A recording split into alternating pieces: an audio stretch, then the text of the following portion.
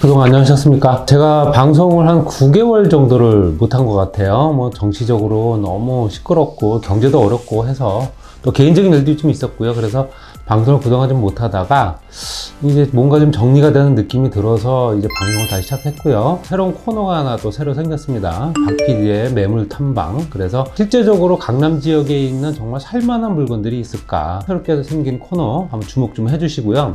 일단 간략하게 좀 탄핵 정국에 대해서 좀 설명을 좀 드리겠습니다. 진보냐 보수냐 이걸 떠나서 객관적인 시점에서 좀 말씀을 드릴 거고요. 탄핵에 관련된 내용 때문에 부동산 시장에 또 어떻게 영향을 미쳤는지 여러 가지 얘기들이 많이 나오겠지만 객관적인 자료를 기초로 한번 말씀드려 보겠습니다. 역대 대통령의 부동산 정책이 어땠고 시장의 흐름이 어떻게 바뀌었는가 뭐 이걸 한번 따져 보겠습니다. 일단 노무현 문재인 진보 성향의 현재 정권이었죠.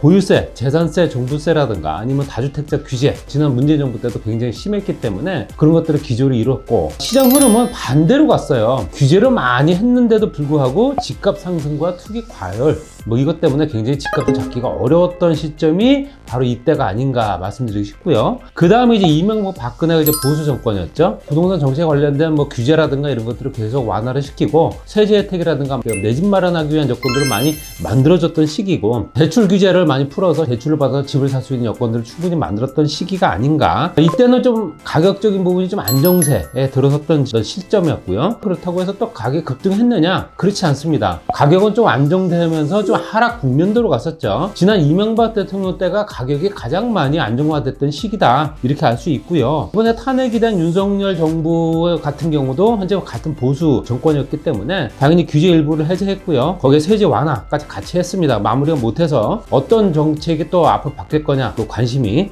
대두되고 있는 상황인데 대통령 탄핵이 됐을 때 부동산 시장에 바로 영향을 어떻게 미쳤는가 봤을 때 노무현 전 대통령의 이제 2004년도에 탄핵에 관련된 내용들이 있었거든요. 탄핵 기간 동안에 주택 가격이 오히려 올랐습니다. 서울이 0.39%, 전국적으로 봤을 때 0.12%가 올랐다. 아이러니한 시점입니다. 이때 탄핵 자체보다는 전반적으로 경제 상황에 더 크게 영향을 많이 미쳤다 라고 보여지고요. 그 다음 이제 박근혜 전 대통령이죠. 탄핵이 된 시점 2017년도입니다. 이때 봤을 때는 단기적으로 아파트 거래량이 급감을 했고요. 서울 아파트 거래량이 3개월 만에 66% 정도가 빠진 시점입니다. 그렇지만 가격은 일시적으로 하락이 됐다가 다시 안정세를 찾았던 시점이 이때다 이렇게 말씀드릴 수 있고요. 이번에 이제 윤석열 정권 같은 경우도 탄핵이 되면서 정책의 동력이 잃었습니다. 270만 가구 공급을 하겠다라든가 임대차 3법 재검토라든가 여러 가지 규제를 완화하겠다는 것들이 앞으로 어떻게 바뀔 것이냐 이게 굉장히 관심사다 이렇게 말씀드릴 수 있고요. 단기적으로 거래가 감소한 건 맞습니다. 그래서 그래프를 보게 되면 지난 1월부터 이제 4월 7일까지 그래프를 이제 주간 단위로 봤을 때 서울 강남 상부 용산이라든가 이런 지역들 투기 지역이라고 묶였던 지역들이 1월과 2월을 봤을 때는 실제로 거의 뭐 가격 변동은 없었지만 2월 하순부터 가격이 급등을 하기 시작하더니 서울의 매매 가격이 0.25%대까지 올랐습니다. 그러고 나서 다시 서울시에서 토지거래 허가구역을 재규제를 하면서 범위가 더 넓어졌죠. 서초구까지.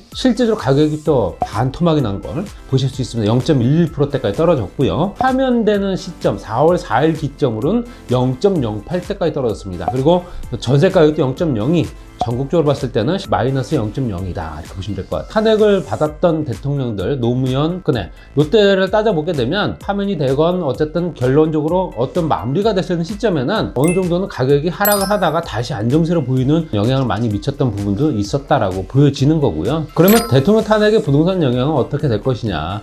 거래량은 당연히 감소될 테고 관망세가 더욱더 유지가 될 겁니다. 경제 상황도 워낙 안 좋기 때문에 또 다주택자 매물이 또 증가할 가능성도 있습니다. 이때 팔지 않으면 안 되겠구나. 정책이 또 어떻게 바뀔지 모르니 지금 현재 팔아야겠다라는 사람들도 많이 늘어날 수 있다는 얘기고 6개월에서 12개월 정도 단기적으로 봤을 땐 6개월 길게는 12개월 정도가 굉장히 크게 변화가 될 시점이다 이렇게 말씀드릴 수 있고요. 정책이 또 어떻게 바뀌느냐 따라서 다시 변동성이 굉장히 증가할 수 있는 조건이 되고 지역별로 또 영향차가 굉장히 클 겁니다. 수도권이냐 지방이냐 서울이냐 경기도냐 이거에 따라서 굉장히 편차가 심해질 거다 보시면 될 것 같고요. 대선을 치르면서 어떤 정권이 현재 다시 집권을 하느냐에 따라서는 달라질 겁니다. 보수 정권 같은 경우는 실제로 규제가 완화될 가능성이 커지고요. 윤석열 정부에서 진행해왔던 그 정책을 기조로 그대로 유지할 거고요. 더욱더 완화할 가능성도 더 많이 커집니다. 그렇지만 진보 정권이 다시 이제 재집권을 한다면은 규제 강화가 예상될 겁니다. 문재인 정부 시점에 규제가 굉장히 강화됐던 시점이거든요. 그 기조를 그대로 유지할 거기 때문에 부동산 시장이 굉장히 얼어붙지 않을까 이렇게 말씀드릴 수 있고요. 거기에 따라서 세제 혜택이 또 어떻게 바뀔 것이냐, 종부세라든가 기본적인 세율들 이렇게 어떻게 조정이 될 것이냐에 따라서 달라질 수 있고, 대출 규제는 뭐 지금도 굉장히 또 강화된 시점이기 때문에 더 강화가 될 것이냐, 아니면 조금 더 완화가 돼서 내 집 마련할 수 있는 조건들이 충분히 마련이 될 거냐, 이것도 뭐 지켜볼 부분이고요. 단기로 봤을 때 또 장기로 봤을 때 어떻게 봐야 될 것이냐,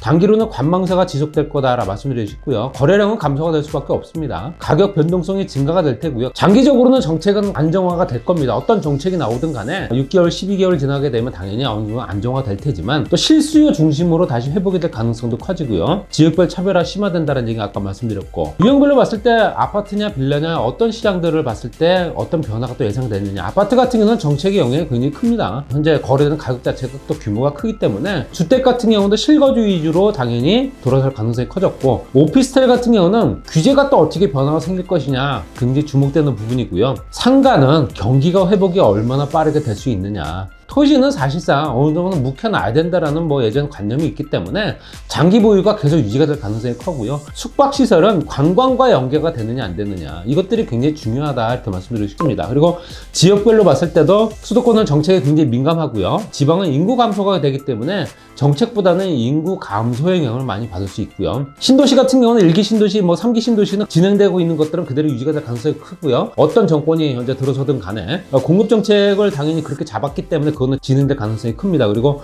구도심은 당연히 재개발이 어떻게 될 거냐, 신석통합계획이라든가 재개발을 빠르게 진행할 수 있는 소규모 정비사업 이런 것들이 어떻게 더 빨리 진행될 것이냐, 입지가 굉장히 중요하다라는 부분이 더욱더 증가가 될 가능성이 커졌고요. 거기에 교통망 확충 이런 것들이 어떻게 또 변화가 생길 수 있느냐에 따라서 부동산 시장도 굉장히 변화가 커질 거다. 근데 투자자들의 심리를 봤을 때는 지금 뭘 할 수 있을까라는 생각도 많이 하실 겁니다. 그래서 불확실성과 관망세가 계속 유지될 가능성이 큽니다. 어떤 정권이 현재 다시 재집권을 할 거냐에 따라서 부동산 정책이 바뀔 수 있다는 건 누구나 알기 때문에 기다릴 수 있느냐를 또 따져보겠죠. 정보가 또 얼마나 빠르게 수집을 할 수 있느냐 조건도 있고요. 장기적 관점이 굉장히 필요하다. 거기 실수요 중심으로 접근을 해야 된다는 부분도 당연히 들어가 있습니다. 그러면 이제 이런 부분을 봤을 때도 탄핵이 과연 부동산에 미치는 영향이 얼마나 크냐 안 크냐 이런 내용을 좀 따질 텐데, 단기적으로는 관망세가 유지될 수밖에 없습니다.